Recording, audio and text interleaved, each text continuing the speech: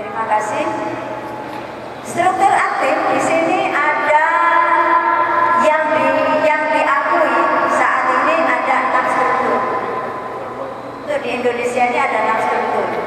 1 struktur Ibu Mai, 2 struktur saya, 3 struktur Manarul Hidayat, yang keempat struktur Ibu Vera, yang kelima struktur Erik Ridwan, yang keenam struktur Eca Jayapura.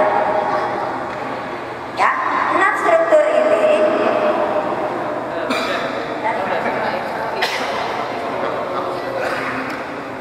tidak tahu nanti kalau penggabungan. Sebab gini, Mbak Eca itu adalah orang yang loyal ya, loyal.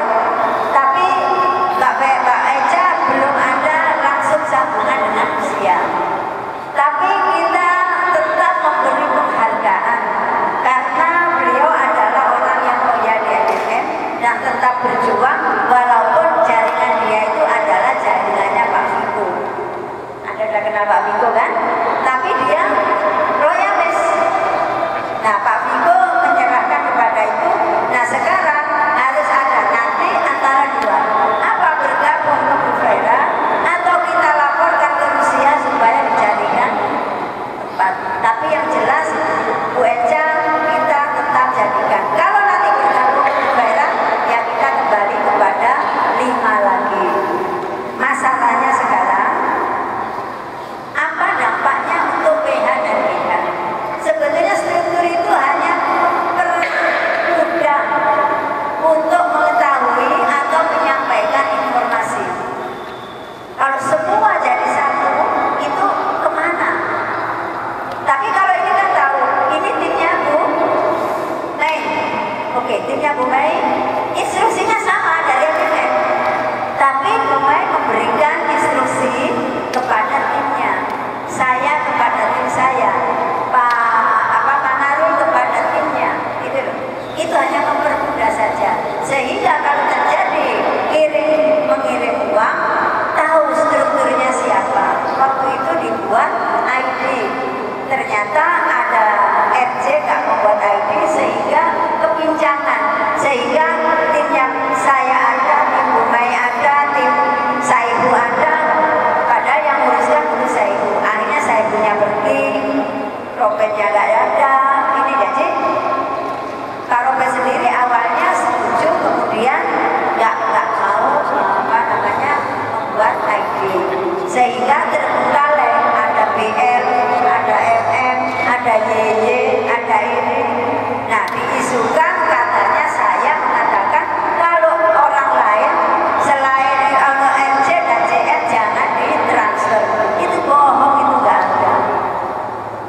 Siapa yang PH wajib PH. Ini prinsip. Saya di Pangkalan pun ada 5 orang yang RC semua. Vera bilang, ini saya waktu kena orang RC semua. Lalu orang itu PH wajib. Saya angkat teleponnya. Ada orang dari Solo, orangnya RC dari Solo. Saya ajak bicara pelan-pelan. Malah dia bilang, saya senang udah telepon. Selain kenal, supaya uang ini tidak masuk sasarannya. Bapak sudah, iya pas Kanisa saya PH 8 juta. Loh, ini masa mau nggak ditransfer? Ditransfer. Orang dari Pangkal buat saya suruh transfer. Karena ini caranya ya, malah saya ajar. Itu 5 orangnya RC semua. Kok jadi digambarkan saya melarang? Nah, jadi yang begitu-begitu itu sebetulnya nggak boleh ditanggapi bagi leader yang paham. Masa saya malah beda-bedakan? Nggak mungkin lah, karena MFM ini satu. Siapa yang PH, siapa yang PH wajib menerima PH. Ini prinsip. Yang saya katakan itu bukan hanya RC, bukan hanya orang saya. Kemarin saya downgrade karena dia membuat PH. Waktu orang kesulitan, dia buat dia PH sebanyak-banyaknya. Nggak pakai cerita saya downgrade. Tim saya langsung. Jadi bukan salah kalau orang ngomong itu salah. Saya nggak seperti itu. Mbak Mai ini 100.000. Ini manajer 100.000. suaminya komen sampai hari ini. Oh enggak waktu itu loh. Kan pertamanya kan itu. Terus dapat limpahan, dapat ini. Apa orang kerja? Sekarang sudah 1 bulan. Tapi nggak langsung dipindah Muntik, itu enggak. Memang kerja. Boleh aja. Gitu ya. Jadi kalau ada kata-kata itu jangan nggak mungkin lah. Kita nggak mungkin. Nggak ada KKN, nggak ada. Karena amanah. Ini kan amanah. Bukan enak-enak loh. Ada tanggungan jawab nanti di akhirat loh. Jangan dikira ini main-main loh ya. Seperti gini ini bukan main-main loh. Ini amanah. Uang yang kita nanggung itu amanah. Kalau kita nggak pernah PH, langsung GH terus amanah.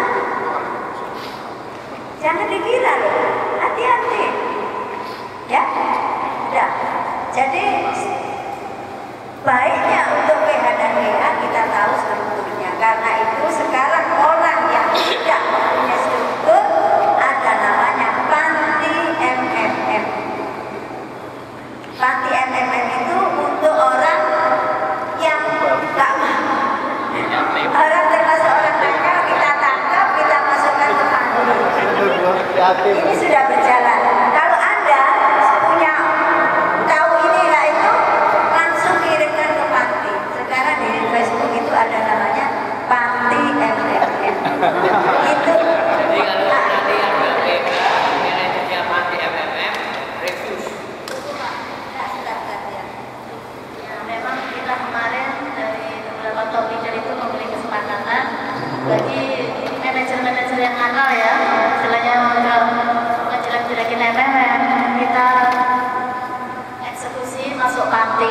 Jadi kita nggak tahu, kita cuma tahu manajernya dan partisipannya. Kalau partisipannya loyal pasti mencari atasnya. Jadi kita nanti bisa mantau, ada PH-nya kita bisa mantau. Kalau dari panti itu kita bisa mantau, oh, orang ini nggak PH ya. Kemarin banyak PH, ada PH. Jadi kita tahu ya, udah manajer gitu, udah di kapal sebelah ternyata PH terus, cancel. Jadi uber-uberan ya, kita punya tim. Jadi kalau yang benar-benar loyal hubungi kita. Jadi kalau masuk panti itu manajer saya panti, saya loyal, hubungi kita aja. Jadi nanti kita bisa kondisikan ke yang loyalis. Itu aja. Terima kasih Bu Mai. Jadi caranya begini, kalau Anda punya manajer yang panti, Anda masih loyal, Anda tentukan dari 6 struktur ini, cari siapa yang Anda akan ikuti dan berikan emailnya. Misalnya manajer 10, cukup berikan email manajer 10. Kalau manajer 100, masukkan dengan 100. Semua itu nanti akan otomatis dia terikut. Yang manajer 10.000 misalnya, cukup manajer 10.000 aja. Nanti itu. Nah dari situ Anda kasih tahu yang ini nggak loyal Bu, yang ini sudah itu kan manajer itu tahu. Jadi ini ada pendataan ulang. Saya akan membuat pendataan itu, akan saya sampaikan nanti di forum. Pendataan itu KTP, fotokopi KTP, foto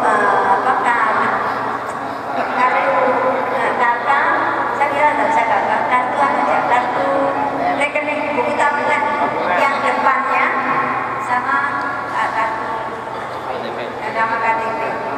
Itu jangan tersinggung. Kalau nanti ada begitu jangan tersinggung. Manajer akan dibuatkan begitu. Jadi pendataan ulang. Yang nggak ngirim itu ya berarti nggak loyal lagi di MM. Dari situ baru mungkin kita bisa. Sebab ini susah sekali. Mau dicari manajernya yang mana, mau dicari ini kesulitan karena kita bukan polisi rahasia ya, kita masih ada yang lain.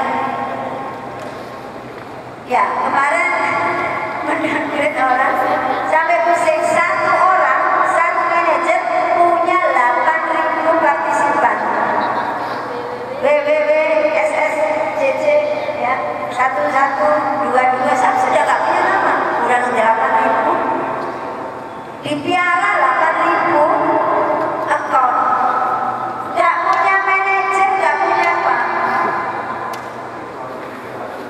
Ini terjadi banyak. Ini jadi rusaknya kan di sini. Ya, itu tadi kepentingan kenapa kita harus punya silaturahmi.